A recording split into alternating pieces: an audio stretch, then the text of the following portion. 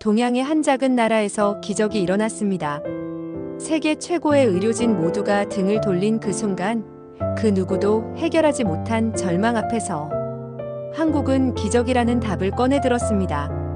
세계 최고 의학도 포기한 저의 소중한 딸을 위해 마지막 선택은 한국이었습니다. 지금부터 그 놀라운 이야기가 시작됩니다. 저는 로베르토 파넬리, 이탈리아 나폴리 출신의 오페라 연출가입니다. 무대 위에서 완벽함을 추구하며 살아온 사람이죠. 화려한 조명 아래서 저는 수많은 이야기를 만들어 왔습니다. 하지만 제 인생에서 가장 극적인 이야기는 무대 위가 아닌 우리 가족에게 찾아왔어요. 제 딸 소피아의 이야기입니다. 소피아는 저와 한국인 아내 지수 사이에서 태어난 10살 소녀였습니다. 반짝이는 눈동자와 맑은 웃음소리를 가진 아이였죠. 소피아는 음악에 특별한 재능을 보였어요. 5살에 바이올린을 시작해 곧 주변 사람들을 놀라게 했습니다. 모두가 그녀에게 찬란한 미래가 기다리고 있다고 말했죠. 그날은 소피아의 첫 독주회를 준비하던 때였습니다. 연습 중에 갑자기 소피아가 오른손을 떨며 바이올린을 떨어뜨렸어요. 아빠, 손이 말을 안 들어요. 처음에는 단순한 피로라고 생각했습니다. 하지만 일주일이 지나도 상태가 나아지지 않았고 점점 더 악화되었죠. 소피아의 오른쪽 손과 팔이 자주 떨리고 때로는 갑자기 힘이 빠졌습니다. 병원을 찾았을 때 의사의 표정이 심상치 않았어요. 여러 검사 후 그들은 소피아가 매우 희귀한 신경계 질환인 소화기 진행성 신경근접합부 이상증이라는 병을 앓고 있다고 했습니다. 이탈리아에서는 거의 보고된 적이 없는 케이스였죠. 불행히도 이 질환은 진행성입니다. 시간이 지날수록 근육 조절 능력이 저하되고 결국에는 의사는 말을 끝맺지 못했습니다. 그 진단은 저희 가족에게 청천벽력과도 같았어요. 소피아의 독주회는 취소되었고 바이올린은 케이스에 넣어져 옷장 깊숙이 들어갔습니다. 저희는 밤새 인터넷을 검색하며 이 희귀 질환에 대한 정보를 찾았어요. 발병 원인은 불명확했고 효과적인 치료법은 존재하지 않았습니다. 대부분의 어린이는 진단 후 5년에서 7년 이내에 심각한 합병증을 겪는다고 했죠. 저는 즉시 이탈리아 최고의 신경과 전문의들을 찾아갔습니다. 그들은 모두 비슷한 결론을 내렸어요. 증상을 완화하는 약물 치료는 가능하지만 질병의 진행을 멈추거나 되돌릴 수 있는 방법은 없습니다. 이 대답은 제게 용납할 수 없는 것이었죠. 저는 더 넓은 세계로 눈을 돌렸습니다. 독일 베를린의 샤리테 병원, 유럽 최고의 의료시설로 알려진 곳이었어요. 그곳의 교수는 실험적인 약물 치료를 제안했지만 확실한 효과를 보장할 수 없다고 했습니다. 프랑스 파리의 피티에 살페트리에르 병원에서는 일종의 면역 요법을 시도할 수 있다고 했지만 역시 성공률은 낮았죠. 저는 마지막 희망을 걸고 미국 보스턴 어린이 병원까지 찾아갔습니다. 그곳에서는 가장 진보된 유전자 치료를 제안받았지만 연구 단계에 있어 당장 시행할 수 없었어요. 매번 병원을 방문할 때마다 소피아의 상태는 조금씩 악화되었습니다. 처음에는 오른손만 영향을 받았지만 이제는 양손 모두 떨림이 있었고 걸을 때도 종종 휘청거렸어요. 그녀의 맑은 눈동자에는 점점 불안감이 커져갔습니다. 한 번은 소피아가 물었죠. 아빠, 저 다시 바이올린 연주할 수 있을까요? 그 질문에 제 심장이 무너져 내렸어요. 저는 아무 대답도 할 수 없었습니다. 저희 가족은 절망 속에서 하루하루를 보냈어요. 지수는 밤마다 소피아의 방에서 그녀가 잠든 후에도 오랫동안 곁을 지켰습니다. 저는 밤새 이메일을 보내고 전화를 걸며 세계 각국의 의사들에게 도움을 요청했지만 그 누구도 확실한 해결책을 제시하지 못했어요. 자존심 높던 제가 무릎을 꿇고 간청했지만 결과는 변함이 없었습니다. 소피아는 점점 학교에 가는 것도 힘들어했어요. 친구들과 놀 때면 갑자기 넘어지기도 했고 연필을 제대로 잡지 못해 글씨 쓰기도 어려워졌습니다. 소피아의 담임 선생님은 한 번은 저를 불러 조용히 말했죠. 소피아가 점점 자신감을 잃어가고 있어요. 다른 아이들과 어울리기보다 혼자 있는 시간이 늘었습니다. 모든 희망이 사라져가던 그때 한 줄기 빛이 찾아왔어요. 지수의 한국 친구에게서 온 이메일이었습니다. 지수야, 서울대 병원에서 최근 개발한 신경줄기세포 재생치료법에 대해 들어봤니? 소피아의 질환과 유사한 케이스에서 몇몇 성공 사례가 있었대. 처음에 저는 회의적이었어요. 유럽과 미국의 최고 병원들도 해결하지 못한 문제를 한국의 병원이 해결할 수 있을 거라고는 생각하지 않았습니다. 그러나 절망적인 상황에서 저는 어떤 가능성이라도 붙잡고 싶었어요. 하루 종일 인터넷을 검색하며 서울대 병원의 신경줄기세포 재생 치료에 대한 정보를 찾아봤죠. 그리고 저는 충격적인 사실들을 발견했습니다.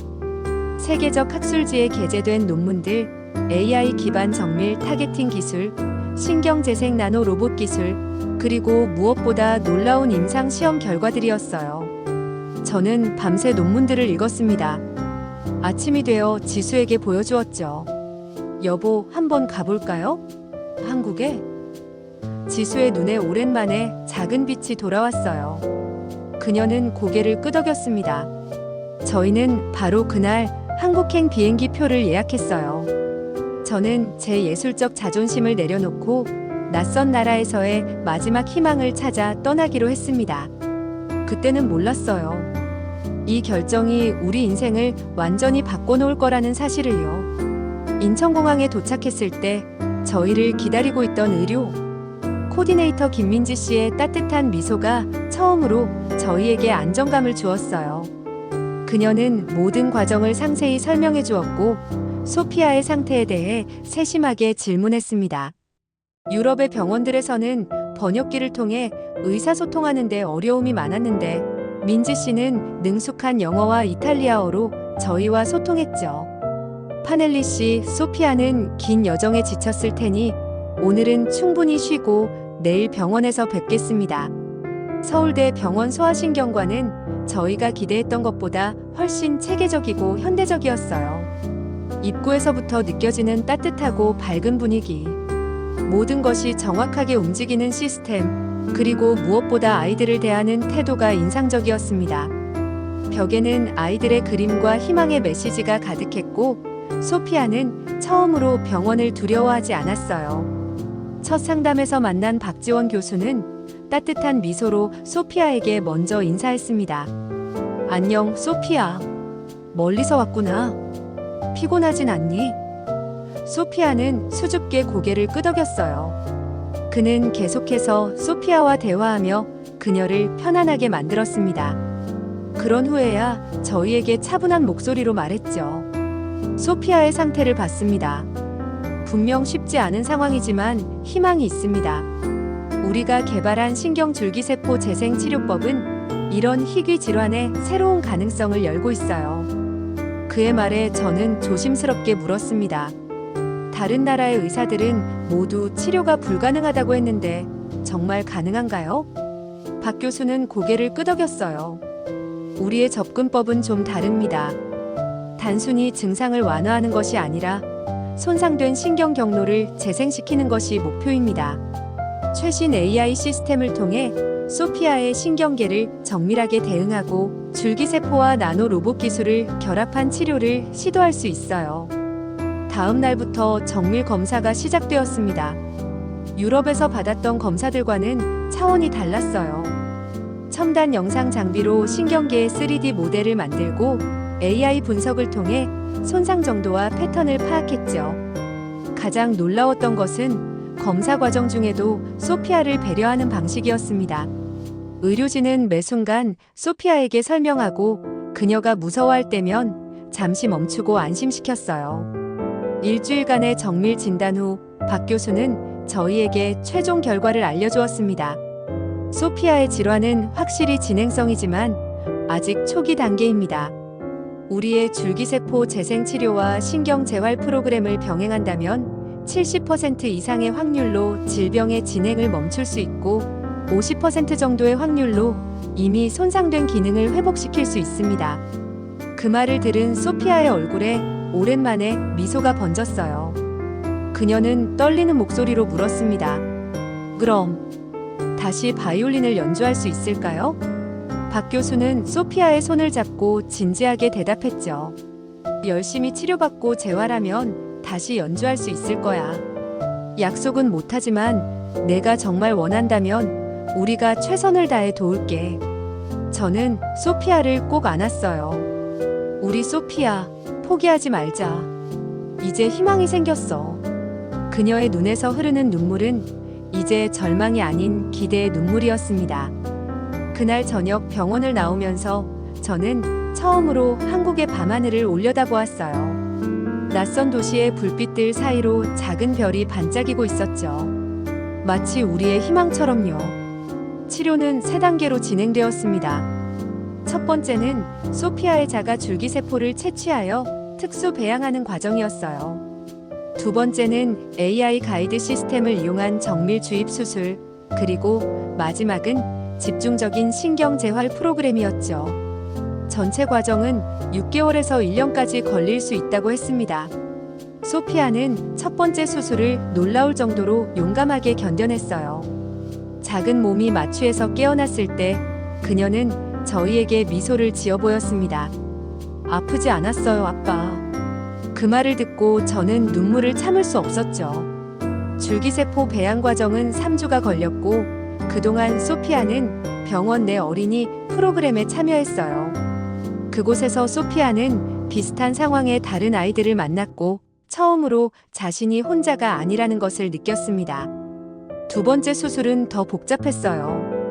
박 교수 팀은 최첨단 로봇 시스템을 이용해 배양된 줄기세포를 소피아의 신경계, 특정 부위에 정밀하게 주입했습니다.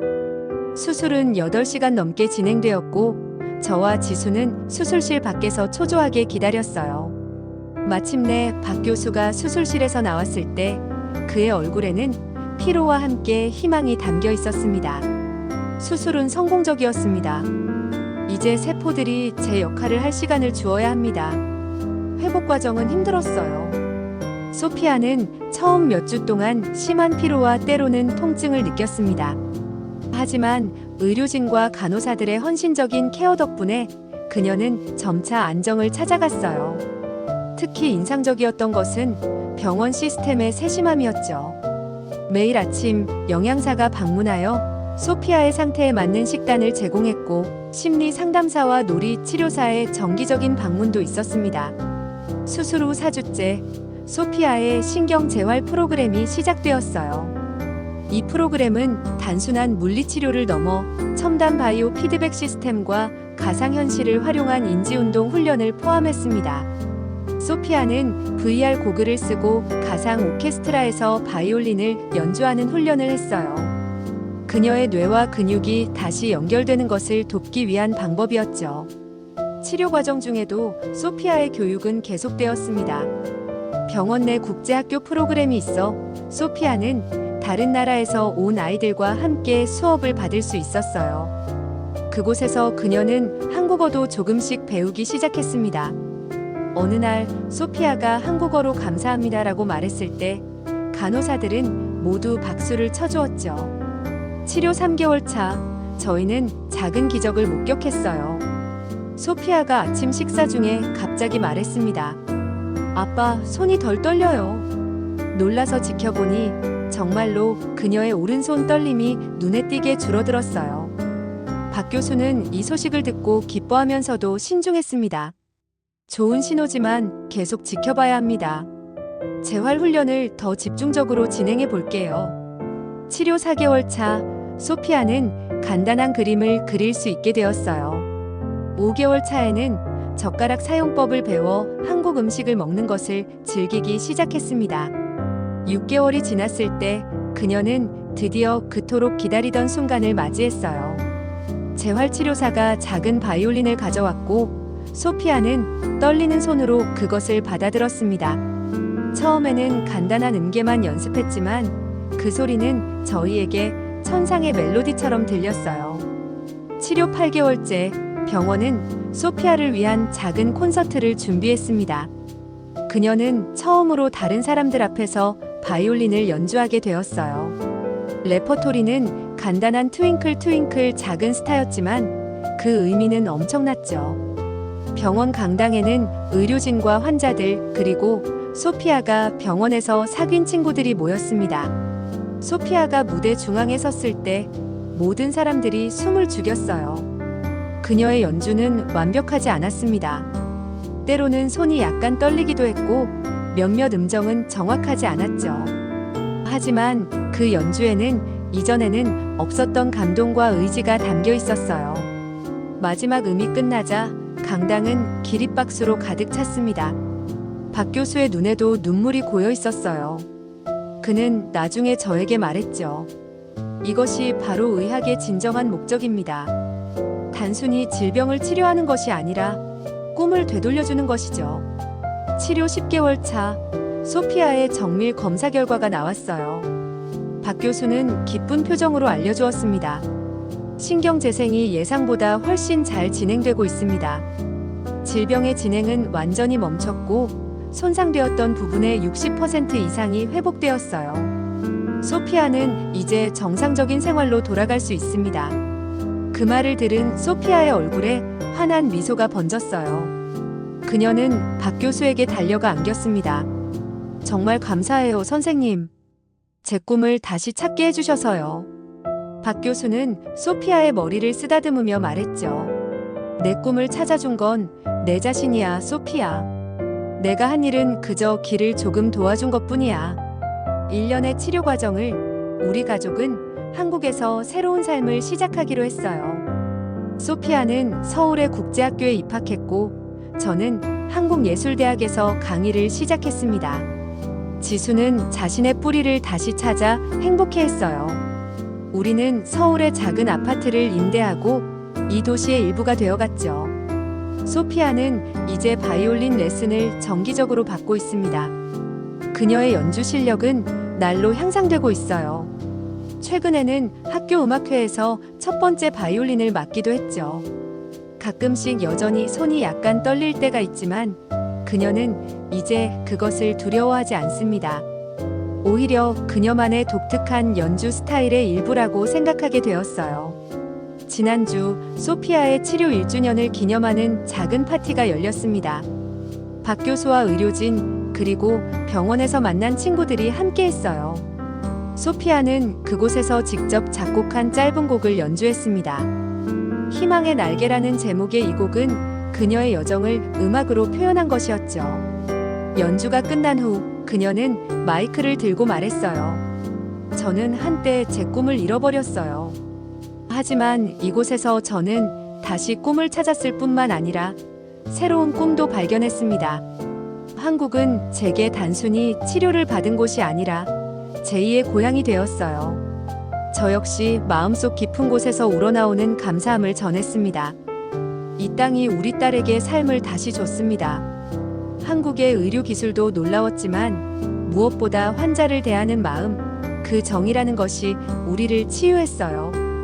한국은 저에게 희망이 무엇인지 다시 가르쳐준 나라입니다. 포기하지 않는 것, 그리고 사랑으로 함께하는 것의 중요성을요. 오늘 아침 소피아와 저는 한강공원을 산책했어요. 그녀는 이제 거의 정상적으로 뛰어놀 수 있고 자전거도 탈 수 있습니다. 우리는 벤치에 앉아 한강의 물결을 바라보며 이야기를 나눴죠. 아빠, 운명이란 참 이상한 것 같아요. 제가 아프지 않았다면 우리는 이렇게 한국에서 새로운 인생을 시작하지 못했을 거예요. 저는 소피아의 손을 꼭 잡았습니다. 그래, 우리는 힘든 시간을 겪었지만 대신 더 넓은 세상을 얻었어. 소피아는 미소를 지으며 고개를 끄덕였어요. 그리고 바이올린 상자를 열어 연주를 시작했습니다. 한강의 잔잔한 물결 위로 그녀의 음악이 퍼져나갔어요. 그 소리에는 고통과 치유, 그리고 희망의 이야기가 담겨 있었습니다. 우리는 이제 서울과 나폴리를 오가며 살아가고 있어요. 두 문화 사이에서 두 개의 인생을 사는 것처럼요. 하지만 확실한 것은 이 모든 여정이 한국에서의 그 결정적인 선택으로부터 시작되었다는 사실입니다. 절망의 순간에 찾아온 희망의 빛, 그것이 바로 한국이었죠. 소피아의 회복은 의학계에서도 주목받는 사례가 되었습니다. 박 교수 팀은 소피아의 사례를 바탕으로 한 연구 논문을 발표했고, 이제 세계 각국에서 비슷한 질환을 가진 아이들이 서울로 찾아오고 있어요. 얼마 전에는 미국과 독일에서 의료진들이 한국의 치료법을 배우기 위해 방문하기도 했습니다. 그들은 소피아의 연주를 듣고 놀라움을 감추지 못했죠. 어떻게 이런 결과가 가능했는지 이해가 안 됩니다. 우리 병원에서는 이 질환을 치료 불가능한 것으로 봤거든요. 미국에서 온 신경과 의사가 말했습니다. 박 교수는 겸손하게 대답했어요. 우리는 그저 다른 관점으로 접근했을 뿐입니다. 증상만 보는 것이 아니라 환자 전체를 보고 가능성을 믿었죠. 소피아는 이제 13살이 되었습니다. 딸은 한국어를 유창하게 구사하고 학교에서도 우수한 성적을 거두고 있어요. 그녀의 바이올린 연주는 이제 전국대회에 참가할 정도로 발전했고, 얼마 전에는 서울시 청소년 오케스트라에 합격하기도 했습니다. 가끔 소피아의 손에 약간의 떨림이 남아있지만 그것은 이제 그녀만의 개성이 되었죠. 소피아는 자신의 경험을 다른 아이들과 나누고 싶어 했어요. 딸은 병원의 어린이 병동을 정기적으로 방문하여 바이올린 연주를 들려주고 자신의 이야기를 나눕니다. 저도 한때는 바이올린을 다시 잡을 수 없을 거라고 생각했어요. 하지만 포기하지 않으면 기적은 일어날 수 있어요. 그녀의 말에 많은 아이들이 용기를 얻고 있죠. 지난달 소피아는 자신의 이야기를 담은 짧은 동화책을 출판했습니다. 떨리는 손의 음악이라는 제목의 이 책은 희귀 질환을 가진 아이가 음악을 통해 치유되는 과정을 그리고 있어요. 출판 기념회에서 소피아는 말했습니다. 이 책은 아픈 모든 아이에게 바치고 싶어요. 여러분의 꿈은 절대 포기하지 말아요. 저 역시 한국에서의 경험을 바탕으로 창작 활동에 변화가 생겼습니다. 최근에 연출한 오페라 두세 개 사이는 동서양의 문화와 의학을 융합한 작품으로 서울과 밀라노에서 동시에 공연되었어요. 이 작품에서 소피아는 특별 출연으로 바이올린 솔로를 연주했죠. 관객들은 소피아의 이야기를 알고 기립박수를 보냈습니다. 지수는 이제 한국 병원과 외국인 환자들 사이에 다리 역할을 하는 의료 코디네이터로 일하고 있어요. 소피아는 자신의 경험을 바탕으로 다른 가족들을 돕고 있죠. 저희가 겪은 절망과 혼란을 아무도 겪지 않았으면 해요. 언어와 문화의 장벽을 넘어 최고의 치료를 받을 수 있도록 돕고 싶습니다. 우리 가족의 삶은 이제 두 문화 사이에서 균형을 이루고 있어요. 학기 중에는 서울에서 생활하고 방학이 되면 나폴리의 가족들을 방문합니다. 소피아는 두 나라의 언어와 문화를 자유롭게 오가며 자신만의 정체성을 만들어가고 있죠. 소피아는 종종 말합니다. 저는 이탈리아의 열정과 한국의 인내를 모두 가진 행운아예요. 지난주 소피아는 3년 만에 대형 병원 검진을 받았습니다. 박 교수는 미소를 지으며 말했어요. 모든 수치가 정상이에요. 질병의 재발 징후는 전혀 없습니다. 소피아는 이제 완전히 회복되었다고 볼 수 있어요. 그 말을 들은 순간 우리 가족은 서로를 꼭 껴안았습니다. 긴 터널의 끝에서 마침내 밝은 빛을 보게 된 것 같았어요. 검진 후 우리는 병원 옥상 정원에 올라갔습니다.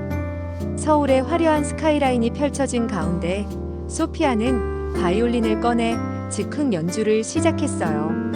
소피아가 연주한 곡은 비발디의 사계중 봄이었습니다.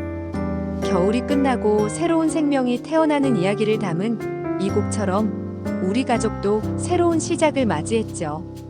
연주를 마친 소피아는 조용히 말했어요. 아빠, 엄마 저를 포기하지 않고 끝까지 믿어줘서 고마워요. 그리고 한국에 와서 정말 다행이에요. 이곳이 제 삶을 구했어요. 저는 소피아의 말에 고개를 끄덕였습니다. 그래, 우리는 옳은 선택을 했어. 때로는 가장 낯선 곳에서 가장 큰 희망을 찾게 되는 법이지. 이제 저는 다른 절망에 빠진 부모들에게 희망의 메시지를 전하고 싶습니다. 의학은 끊임없이 발전하고 있고 한국은 그 첨단에 서 있어요. 첨단 기술만이 아니라 환자를 바라보는 따뜻한 시선과 포기하지 않는 정신이 있는 곳이죠. 우리 가족이 경험한 기적은 특별한 것이 아닐 수도 있습니다. 한국의 의료진들은 매일 이런 기적을 만들어내고 있으니까요. 소피아는 이제 의사가 되고 싶다고 말합니다. 저처럼 희귀 질환으로 고통받는 아이들을 돕고 싶어요. 그들에게 희망을 주고 싶어요. 그녀의 꿈이 현실이 될지는 아직 모르지만 한 가지 확실한 것은 그녀가 이미 많은 사람에게 영감을 주고 있다는 사실입니다. 한국에서의 5년은 우리 가족에게 단순한 치료 기간이 아닌 인생의 전환점이 되었어요. 우리는 이곳에서 병을 고쳤을 뿐만 아니라 새로운 문화, 새로운 친구들, 그리고 새로운 시각을 얻었습니다. 소피아의 병은 끔찍한 시련이었지만 그것이 없었다면 우리는 이 놀라운 여정을 시작하지 못했을 거예요. 오늘 아침 소피아의 방에서 바이올린 소리가 들려왔습니다. 그녀는 새로운 곡을 연습하고 있었어요. 그 소리를 들으며 저는 생각했습니다. 절망 속에서도 희망을 포기하지 않았던 그날의 결정이 얼마나 중요했는지를요. 때로는 마지막이라고 생각한 순간이 실은 새로운 시작일 수 있습니다. 한국은 우리 가족에게 그런 새로운 시작을 선물해 주었어요. 그리고 그 선물은 계속해서 우리 삶을 풍요롭게 만들고 있습니다. 이제 저는 확신합니다. 기적은 멀리 있지 않아요. 그것은 포기하지 않는 마음, 새로운 가능성을 찾아 나서는 용기, 그리고 서로를 지지하는 사랑 속에 있습니다. 소피아의 이야기가 누군가에게 작은 희망이 되길 바랍니다. 가장 어두운 시간 속에서도 빛은 항상 존재한다는 것을요. 그리고 때로는 그 빛을 찾기 위해 낯선 곳으로 떠나야 할 수도 있다는 것을요.